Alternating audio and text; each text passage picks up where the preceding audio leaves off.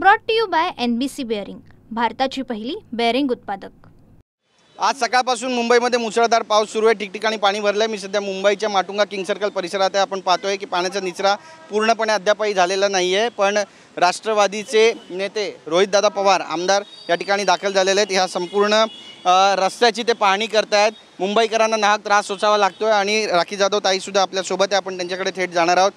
तुम्ही या ठिकाणी पोहोचलात, प्रत्यक्ष पाहणी करताय, काय तुमच्या निदर्शनास येते? एकतर वाहतुकीचा खोळंबा, मुंबईकरांची दैना उडालेली आहे आणि प्रशासनावर सगळे नाराज।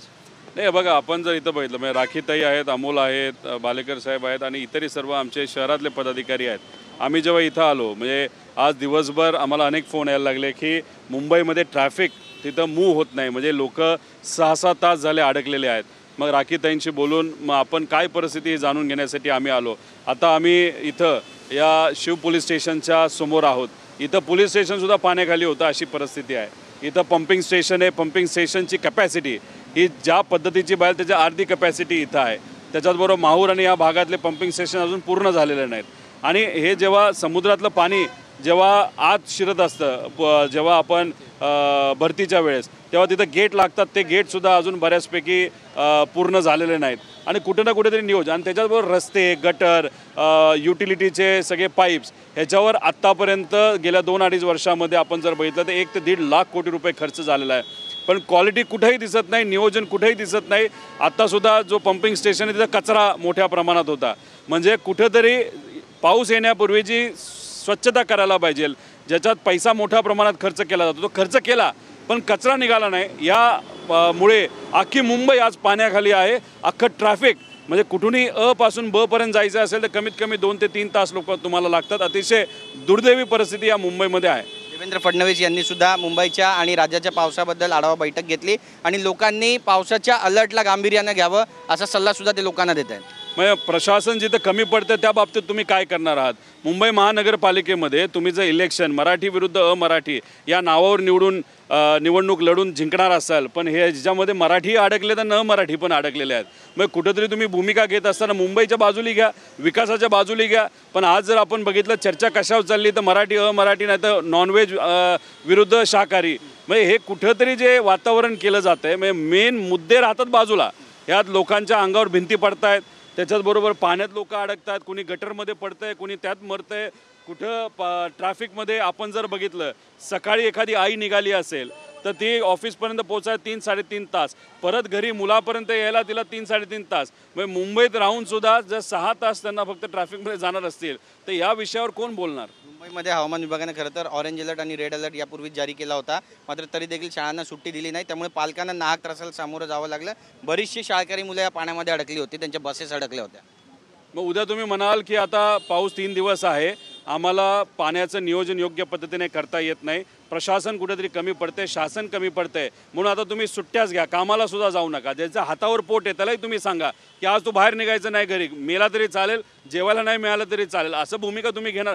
आमचं मत काय आहे की कुठेतरी योग्य नियोजन करायला पाहिजे होतं, त्या पद्धतीने तुम्ही संदेश त्या शाळेला द्यायला पाहिजे होतं। फक्त शाळेतली मुलं अडकलीत असं नाही, इथं तुम्ही बघा सामान्य जे रोज कामाला जाणारे, शासकीय कामाला जाणारे पण अडकलेत आणि जे प्रायव्हेटला जाणारे सुद्धा। मग तुम्ही असं म्हणायचं की सगळ्यांनी सुट्टी द्यायला पाहिजे होती? कुठेतरी जबाबदारी घ्या आणि त्या पद्धतीने तुम्ही काम केलं पाहिजे। सुट्टीबाबतचा उद्याच्या सुट्टीबाबतचा निर्णय अद्यापही झाला नाही, तो संध्याकाळी होईल असं मुख्यमंत्री म्हणतायत। कसं पाहता तुम्ही याकडे? सरकार योग्य पद्धतीनं हे सगळं नियोजन करतंय असं तुम्हाला दिसतंय का? कोऑर्डिनेशन कुठे आहे? तुम्ही मुख्यमंत्री आहात, राज्याचे मुख्यमंत्र्यांनी आदेश काढला तो तिथं शिक्षण मंत्र्यांना तो स्वीकारावा लागतो। शिक्षण मंत्री जर भूमिका घेत नसतील, ते जर सापडत नसतील, कुठं काय चाललंय त्यांना माहीत नसेल, तर तुम्ही मुख्यमंत्री म्हणून तिथं ॲक्शन घ्या ना। महानगरपालिकेच्या माध्यमातून ज्या महानगरपालिकेच्या स्कूल्स आहेत तिथं तुम्ही संदेश पाठवून द्या, त्याच्याचबरोबर ज्या प्रायव्हेट शाळा आहेत त्यांना तुम्ही संदेश द्या, नाही तर TV ला एक जाहिरात देऊन टाका की उद्या शाळा बंद राहतील आणि मग संध्याकाळी जेव्हा आदेश द्यायचे तुम्ही तिथं द्या, पण काहीतरी करा। कुठेही काही केलं जात नाही आणि फक्त स्वतःच कुठेतरी एखाद्या वेगळ्या कार्यक्रमामध्ये ते अडकून बसले असतील। अरे मुंबई आज पाण्याखाली आहे, अख्खा देश अख्खा जग बघते की भारताची आर्थिक राजधानी पाण्याखाली, तर लोक बाहेर काय चर्चा करणार आहे? मुंबईची अशी परिस्थिती तर भारताची काय? त्यामुळे कुठेतरी नकारात्मक वातावरण अख्ख्या जगामध्ये आपल्या मुंबईचं होतं, याची काळजी घेतली पाहिजे। मुंबईची तुंबाई झाली, याला तुम्ही कुणाला जबाबदार मानता? प्रशासनाला तिथं आणि खर्च केलाय हो, असं नाही की खर्च केला नाही। आता ते काय म्हणणार की पूर्वी पंप नव्हते, आम्ही पंप लावले आणि लावले तर किती कॅपॅसिटीचे लावले हे तुम्ही सांगा. आता रस्ते जर तुम्ही बघितलं, ते जे समुद्रातून रस्ते आता काढलेले आहेत, केलं चांगलं, पूर्वी कुणी मंजूर केलं याच्या खोलात मी जाणार नाही, पण रस्ते जे झालेत आत्ता या पावसात 6 महिन्यात जर उखडले असतील तर पैसा गेला कुठं? म्हणजे तुम्ही खर्च केला, पण तो खर्च केलेला पैसा हा कोणाच्या खिशात गेला, आता असं प्रश्न मुंबईकर विचारायला लागले. नक्कीच अध्यक्ष आहेत मुंबईचे, आपण त्यांच्याशी बातचीत करणार आहोत. ताई, तुमच्या भागात सुद्धा घाटकोपर असू द्या, सकल भाग असू द्या किंवा कुर्लाचा भाग असू द्या, साकीनाका असू द्या किंवा मिठी नदीच्या आसपासचा परिसर असू द्या, सगळे रस्ते तुंबलेले आहेत, पाणी साचलेलं आहे. कुणाला जबाबदार मानता? प्रशासन जे आहे हे दिशाहीन आहे आणि सत्ताधारी पक्षाला खुश करण्याच्यासाठी आणि सत्ताधारी पक्षाच्या मनमर्जीप्रमाणे चालणारं हे प्रशासन आज अख्खा मुंबई शहर पाहत आहे. गेले 3-3.5 वर्ष या शहराला नगरसेवक नाही, लोकप्रतिनिधी नाही आणि राज्यकर्ते जे आमदार आहेत किंवा खासदार आहेत यांच्या माध्यमातून आज मुंबई महानगरपालिका चालवण्याचं काम होतं. आज या ठिकाणी मोठ्या प्रमाणात शहरामध्ये होणारे जे प्रकल्प आहे हे पूर्ण झाले की नाही झाले याची काही अकाउंटेबिलिटीच नाही आहे आणि त्याचबरोबर सत्ताधारी पक्षाचे आमदार जे आहेत हे आपल्या स्वतःचं लॉन्चिंग करण्यासाठी, स्वतःचं ॲडव्हर्टाइजमेंट करण्यासाठी आज प्रशासनाचा वापर करत आहे. कोट्यवधी रुपये जे आहे टॅक्स पेअर्सचे, करदात्यांचे जे पैसे आहेत आज हे स्वतःच्या ॲडव्हर्टाइजमेंटमध्ये खर्च करत आहेत. जो मुंबईकर आहे, तो सर्वसामान्य जो नागरिक आहे, आजही 6-7 तास आज ट्रॅफिकमध्ये सापडलेला आहे. सखल परिसरामध्ये गेल्या काही वर्षांपूर्वी, 10 वर्षांपूर्वीही पाणी साचत होतं आणि आजही पाणी साचत आहे. हे प्रशासन जे आहे बेजबाबदार आहे. हे प्रशासन सत्ताधारी पक्षाच्या सांगण्याने चालणार आहे. नक्कीच रोहित दादा, शेवटचा प्रश्न आहे, आता पुढची भूमिका नेमकी तुमची काय असेल? तुम्ही स्वतः पाहणी करताय, हिंदमाता असू द्या, सायन परिसर असू द्या किंवा माटुंगा असू द्या, या सगळ्या ठिकाणी तुम्ही पाहणी करताय, नेमकी पुढची भूमिका तुमची काय असेल? नाही, आता आमच्या राखीताई ज्या अध्यक्ष आहेत शहराच्या, त्यांनी आम्हाला सांगितलेलं आहे की पुढच्या 2-3 दिवसामध्ये एक तर MMRDAचा पण एक प्रॉब्लेम आहे, त्यांचं नियोजन कुठेतरी फसलेलं आहे, तोही मुद्दा घेऊन अधिकाऱ्यांना आपल्याला भेटावं लागेल आणि महानगरपालिकेमध्ये सुद्धा पुढच्या 2-3 दिवसामध्ये आम्ही तिथं असणाऱ्या प्रशासकीय अधिकाऱ्यांना नक्कीच भेटू, या बाबतीत विचारू.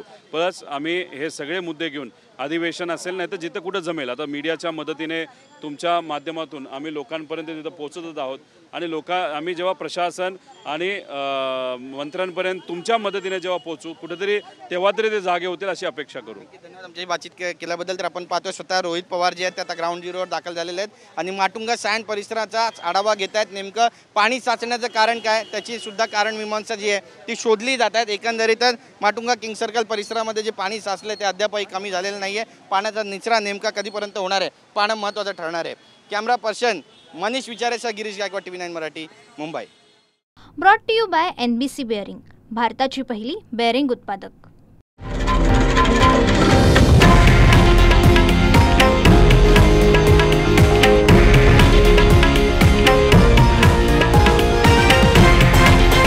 हे आहे देशातील नंबर 1 न्यूज नेटवर्क आणि आपण पाहत आहात TV9 मराठी, एकमेव.